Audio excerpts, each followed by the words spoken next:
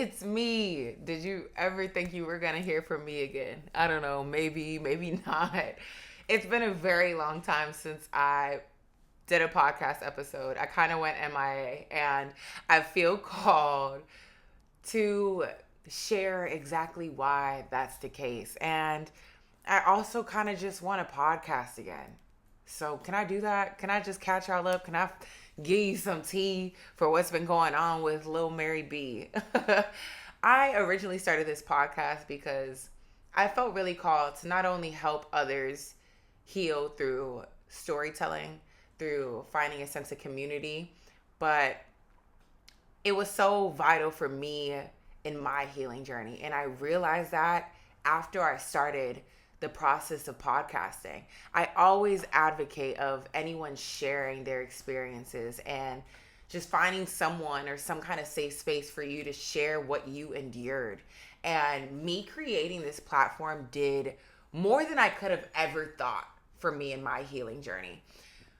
And with sharing my experiences on this very platform and seeing my therapist and having friends who would always hold space for me, I finally got to a place where I felt at peace with everything that I endured in my childhood trauma. I finally felt like I reached that level of healing that I was searching for. And because I got there, I didn't want to force myself to keep pushing out content. That's the thing with social media, and I've talked about this before, where it feels like you need to meet a certain standard or kind of push yourself to make, do. But I do not align with anything that doesn't feel organic. I don't. And so when I felt like I was forcing myself to do something, to do this very thing that I'm doing right now, I completely just like fell back because I didn't want to start making mediocre things, or I didn't want to keep looking for like the next project, the next topic. But today I felt called to talk. I felt called to share what my life has looked like in the past year. I have really learned the importance of going off radar and taking the time to be silent and not be the one to talk, but to be the one who listens and observes. I am a very gifted being. I am very attuned. I am a seer. I don't know if many people know what that is, and if you're interested into looking into what a seer is, I highly recommend that you do, And it's taken me a while to kind of just honor this little gift God has given me. And with that, I need to know when to speak and when to learn how to hold my tongue. And when I'm given information that I don't necessarily know how to explain how it's been given to me, but it always ends up being true, I need to learn when I needed to learn when I need to speak on something or when I just need to pray on the information that I have received. And so for the past year, I've really just been learning how to move in silence. I also have taken myself off of Instagram. I'm not necessarily on any social media platform besides TikTok. I've shared many times that I don't align with how unhealthy social media is. It's literally a drug, and I've watched so many of my peers become addicts to it and just they feel like slaves to their phone, to the media, to constant need of gratification. And you think that you're getting that when you kind of just tell the world, hey, this is what I'm eating, or this is what I look like today, or I'm working. And I kind of got tired of people thinking that they know me. I also got really tired of feeling like, why do I know so much about you and you're not really necessarily in my life? It's just so not real. So I unplugged. I've been off of Instagram for, man, maybe 8 months now. I've lost track. I'm honestly almost at the year mark, and it feels amazing to not have an identity tied to social media. I honestly feel like I'm more certain of myself now that I don't have a presence on social media. I never have just been more confident and more proud to be myself walking into a room. And I think that has a big part to do with having an identity that I'm not showing to other people. I also think there's a coolness to not being so loud. Not everything needs to be shared. I think the greatest things in life you actually are quiet about. You don't want to necessarily boast about. What do they say? They say wealth is quiet and rich is loud. And in my life, I yearn to be wealthy. I don't want to give too many people too much information about me unless it's helpful, because you also have to be mindful of what you share. Unfortunately, there are a lot of people who prey on your downfall. There's a lot of people who like to tune into your life because they want to see what your next thing is. A lot of people want to see you fail. A lot of people don't. When they feel like they're in competition with you, they're waiting for them to shine or maybe take something from you. Sometimes we share information that isn't necessarily at the point of needing to be shared. Which brings me back to the point of why I stopped talking. Because I felt like God called me for a season of stillness. God called me for a season of, better yet, not stillness, but to learn how to be quiet. To learn when to use my voice and when to use my ears. It's really, really, really a skill. But I also understand too, with building a platform, you build a connection with people. And I'm honored that there have been some people that have brought to my attention that me telling my story has helped them, and that they're interested in what's going on with me now, and that they wish that I would pick up the microphone and keep talking. And I honestly really needed that push, because sometimes I'm like, I feel crazy.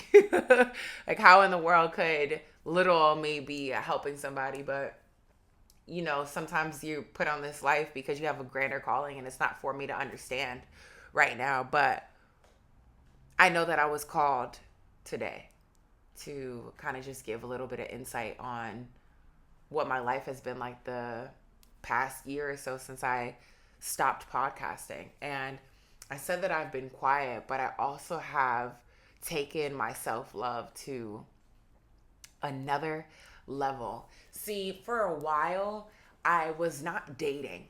And I wasn't dating because, to be very transparent, my last relationship was pretty traumatic for me. And I needed space to just really heal from that. And I still am. And I know that'll probably be triggers whenever a new person comes around, and I'll have to work through that. But learning how to be my own boyfriend. Be my own boyfriend. There's a song by Olivia Dean called Be My Own Boyfriend. And I just, like, if you go listen to that, that's literally been my life. Like, I don't want to wait on other people, or especially like a man, to come and fulfill me and make me happy. I've learned exactly what I need to fill my own cup. I've gotten really good at spoiling myself. Like, I've talked about making sure you know how to show up for yourself, but you also want to be that person that spoils yourself. Like, if you take yourself out shopping, you're not going to be the one to tell you no. But if you go out shopping with a man, he can easily dictate what you can and can't get. Or if you are dating women, whatever your preference is, like, someone is always going to be able to cap your happiness. You, my friend, you have the power to make sure you do not cap your happiness. And I have really taken what fills my cup entirely into my own hands at a level that I've never done before. And it feels amazing. I've talked a lot about wanting to build my closet and find my sense of style. Like, I feel like I've done just that. I found my favorite store, y'all. Free People is my favorite store. And at first, when I first started going there, I felt like, I can't afford this. I don't know if I'm worth this. The truth was, I didn't know if I could afford buying myself things that expensive, that nice. But my closet honestly reflects how my mind has changed with that. I have continued taking solo trips. I went to Montana in the summer. There's a part of me that always wanted to venture out in nature and go hiking and continue traveling by myself and being outdoorsy. And I really have done that. Montana was life changing. I went to Glacier National State Park. I rented a car. I went whitewater rafting for the first time. Like, how fucking cool was that, dude? I, allowed myself to just be confident and be myself and show up as my silly, goofy, down to earth, deep self. All of these different parts of myself that I kind of had to choose when it would come out, when it could be saved. But I'm like, man, I'm me, and I'm always going to be me. Why do I need to hide any of that? And I just went out there and I flaunted me wholeheartedly. And I felt like it was given back to me tenfold. I feel like whatever you give to the earth confidently in your day-to-day actions are going to be given back to you. My tour guide of whitewater rafting was so nice. I was staying on a ranch and there's like multiple Airbnbs on the property. The owner of that place was so kind. I went out to eat. The owners of the restaurant were so good. They took very good care of me. You get what I'm saying? I'm so hyped up I can't even talk English. That's how great the trip was. And where else did I go? I went to like a super small town called Morro Bay for my birthday. I turned 31 this year, and that was so cute, very low key. I went hiking yet again. That was the first time I traveled and I was able to bring my dog. I love my dog, and being able to just celebrate my birthday in a beautiful coastal town, because I also love water, was just like, damn, I'm really doing this for myself. Like, I'm taking the trips, I'm driving myself there, I'm flying myself there, I'm booking the Airbnbs and Airbnbs that I'm obsessed with. Like, they're so cute. They fit my boho aesthetic. I'm opening myself up to like new areas, and it's so vital for you to put yourself in rooms and places around people that you aspire to be. And I've been doing that. I've been exposing myself to that.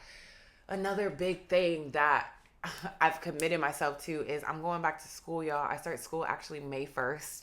I'm becoming a therapist. I did an interview on one of my episodes with Rose, and during that episode I just really realized that, man, not only do I really help other people, I have this gift of listening.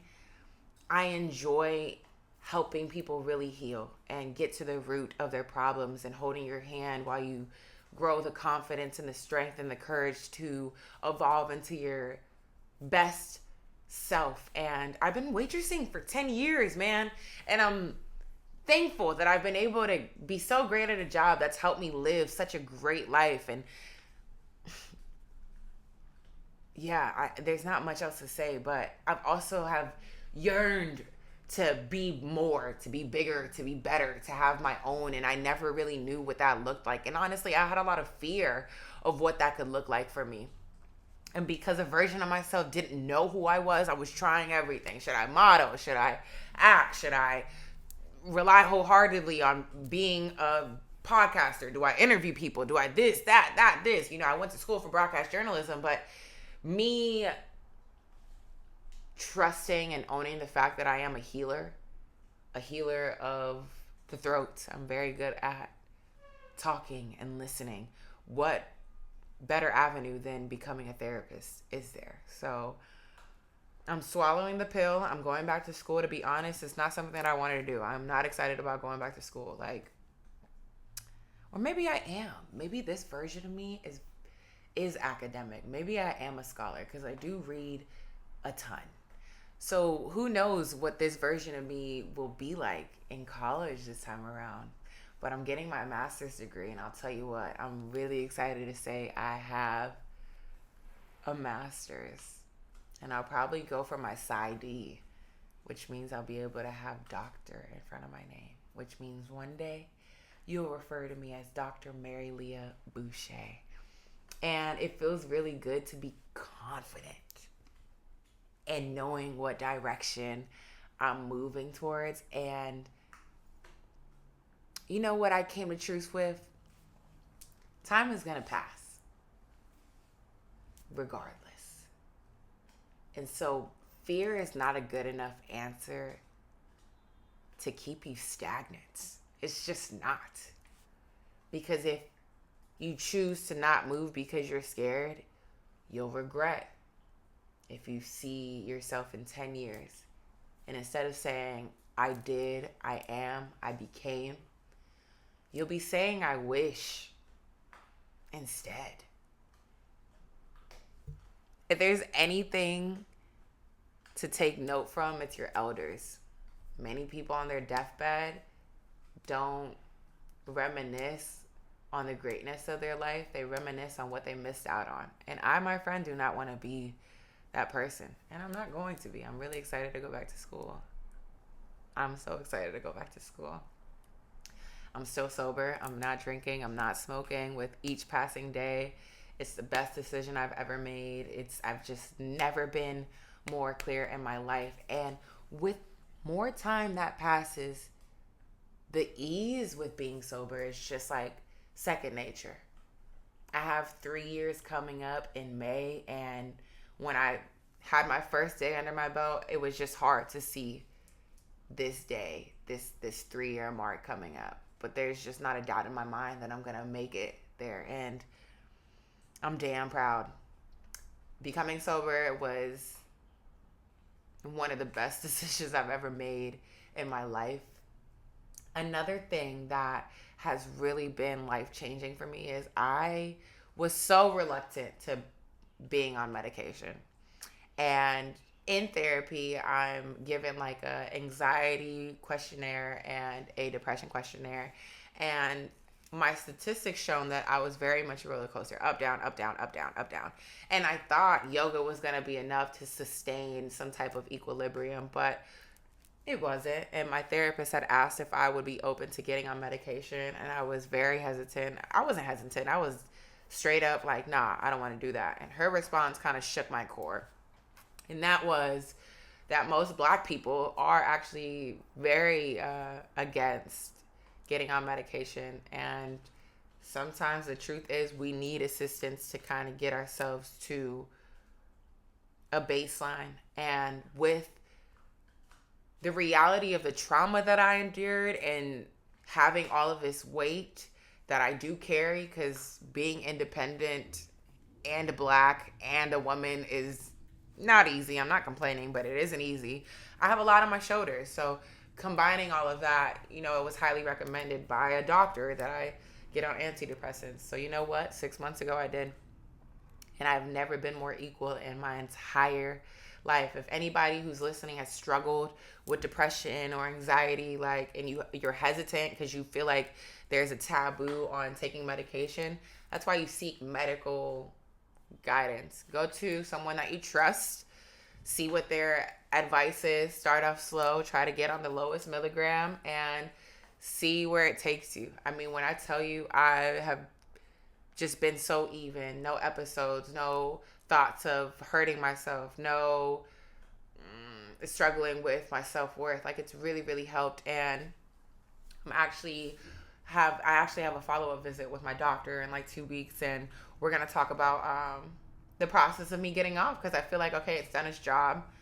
Let's see what it's like without it, because I'm also firm on not becoming addicted on anything. And, she definitely assured me that antidepressants, this particular one, isn't addicting, and I can attest to that. But I don't want to be reliant. I don't want to be dependent on anything to be stable. I feel like it's done its job, and I'm kind of ready to do this by myself. But I have to give credit where it's due. It helped a ton with me being this version of myself. I mean, man, just life has been really, really good, and I'm happy that I can attest to that. All glory to God. All glory to listening to that intuition, to that inner wisdom. All of us have it.